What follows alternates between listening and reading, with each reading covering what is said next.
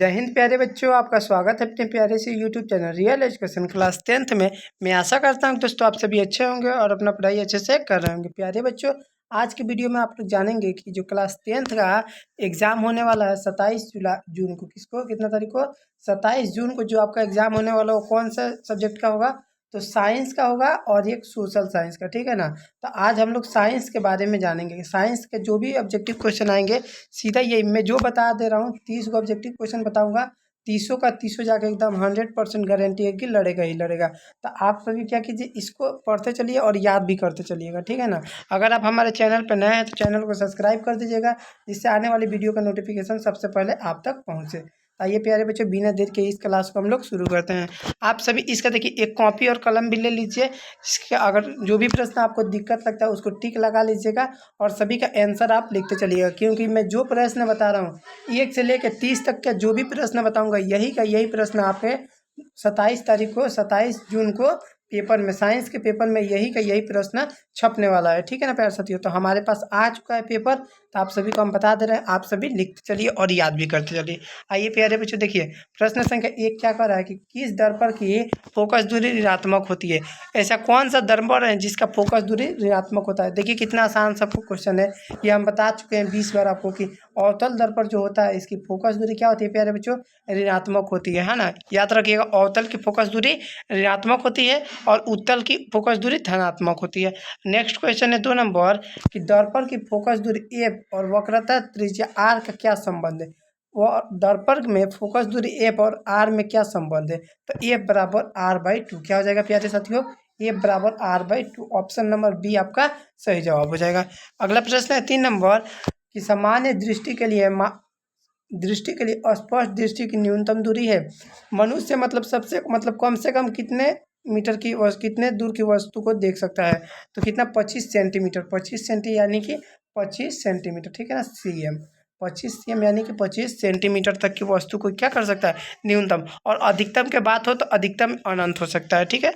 अगला प्रश्न है आपका श्वेत प्रकाश का कौन सा रंग किसी प्रिज्म से गुजरने के पश्चात सबसे कम झुकता है? मतलब कि कोई एक प्रिज्म है, ठीक है ना। ये एक प्रिज्म है, इससे श्वेत प्रकाश का ऐसा रंग गुजार रहे हैं, है ना। ऐसे 7 गो रंग होता है, तो ऐसा कौन सा रंग जो होगा जो सबसे कम झुकेगा, सबसे कम? तो याद रखिएगा वो रंग है लाल कलर का। कौन सा? लाल रंग सबसे कम क्या होता है? झुकता है, ठीक है ना, विचलित होता है। ऑप्शन नंबर सी आपका सही जवाब हो जाएगा। अगला प्रश्न है 5 नंबर, मानव आँख की रेटिना द्वारा बनाई गई छवि होती है, जो प्रतिबिंब होता है वो कैसा होता है? मानव नेत्र के द्वारा कैसा प्रतिबिंब बनता है?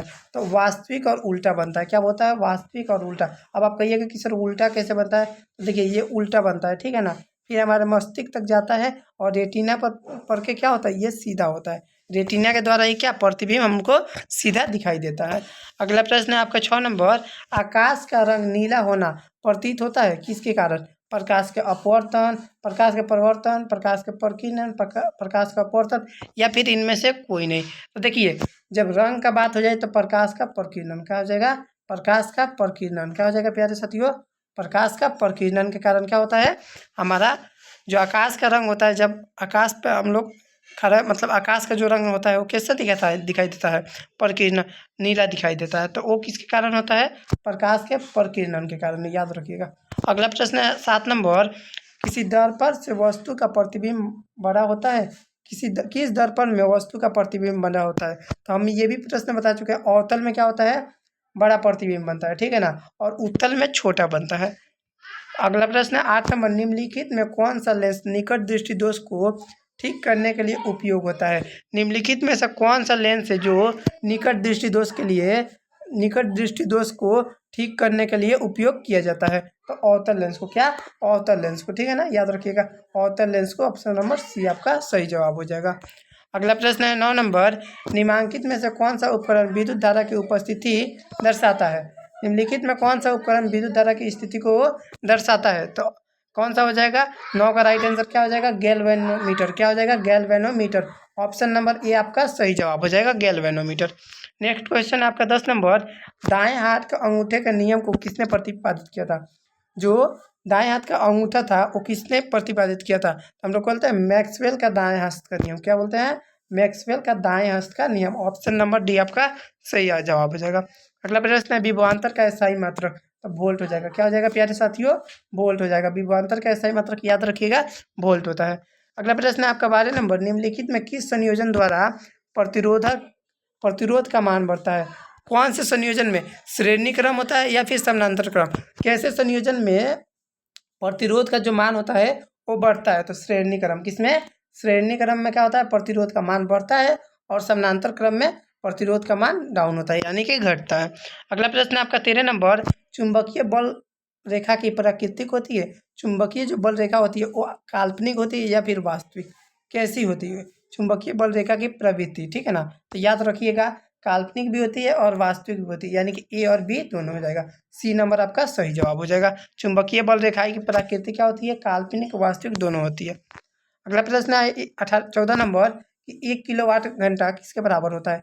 1 किलोवाट घंटा किसके बराबर होता है? तो याद रखिएगा 3.6 इंटू 10⁻6 जूल। कितना हो जाएगा? 3.6 इंटू 10⁻6 जूल के बराबर होता है।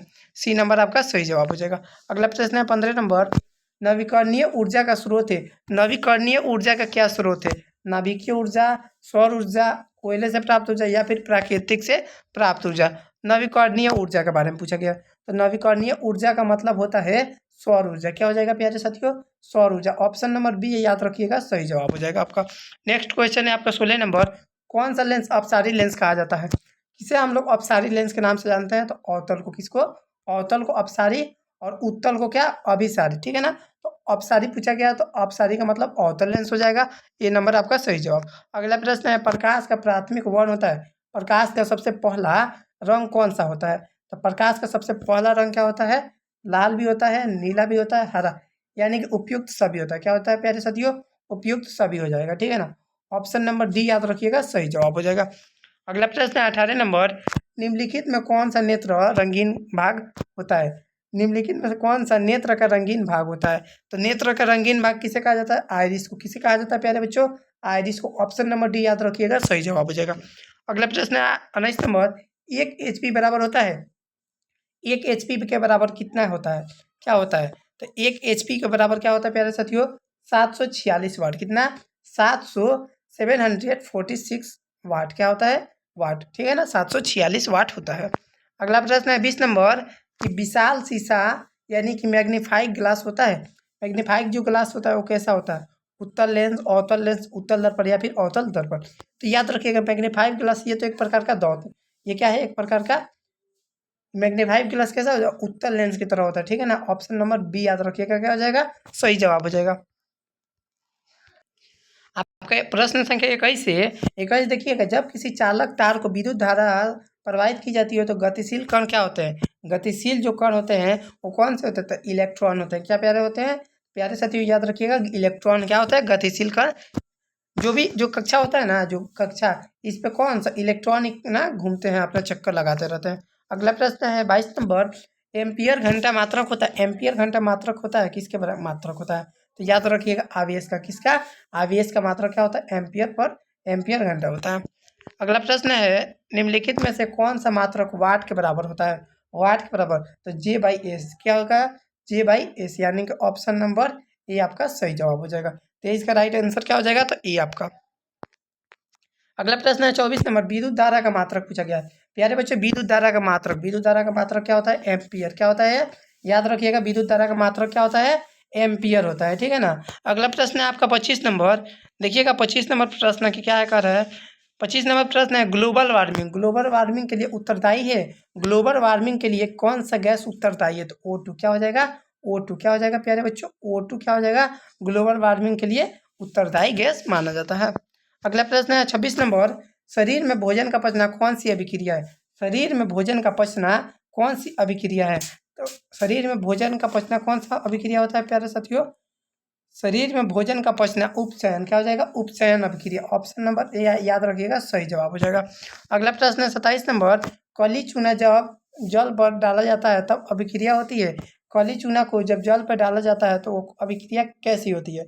तो वो ऐसी अभिक्रिया को हम लोग क्या ऊष्माक्षेपी अभिक्रिया बोलते हैं। क्या बोलते हैं? तो ऊष्माक्षेपी अभिक्रिया। ऑप्शन ए आपका सही जवाब हो जाएगा। 28 नंबर प्रश्न है, निम्नलिखित में कौन सा अधिक अधिक अभिक्रियाशील है, अधिक अभिक्रियाशील है, ऐसा को सबसे अधिक अभिक्रियाशील तत्व कौन सा है? तो याद रखिएगा Cu, कॉपर। क्या हो जाएगा? Cu यानी कि कॉपर, ठीक है ना। अगला प्रश्न है आपका 29 नंबर, चूना जल का रासायनिक सूत्र बताइएगा। चूना जल का रासायनिक सूत्र बताइएगा आप लोग। तो चूना जल का रासायनिक सूत्र याद रखिएगा प्यारे बच्चों, क्या होता है? CaOH2। क्या होता है? CaOH2। ऑप्शन नंबर डी क्या हो जाएगा आपका? सही जवाब हो जाएगा, चूना जल का रासायनिक सूत्र।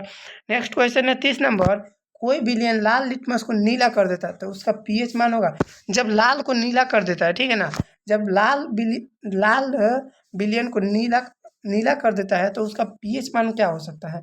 तो उसका पीएच मान क्या होगा प्यारे बच्चों? तो उसका पीएच मान होता है 11 और 10, 11 और 10 यानी कि 7 से ज़्यादा होता है। कितना होता है? जब कोई विलयन लाल को नीला कर देता है तो 7 से अधिक। कितना है? 7 से अधिक होता है। तो देखिए 7 से अधिक, एक तो 11 भी दिया है और 10 भी दिया है, यानी कि ए और बी क्या हो जाएगा? सही जवाब हो जाएगा। ए और बी आपका सही जवाब हो जाएगा। तो यानी कि ऑप्शन नंबर डी क्या हो जाएगा आपका? सही जवाब हो जाएगा। प्यारे बच्चों, मैं जो भी 30 सब्जेक्टिव क्वेश्चन बताया हूँ ना, 100% यही आएगा। याद रखिएगा प्यारे बच्चों, जो भी प्रश्न आपको देखने को मिलेगा यही प्रश्न सेम टू सेम मिलेगा, ठीक है ना।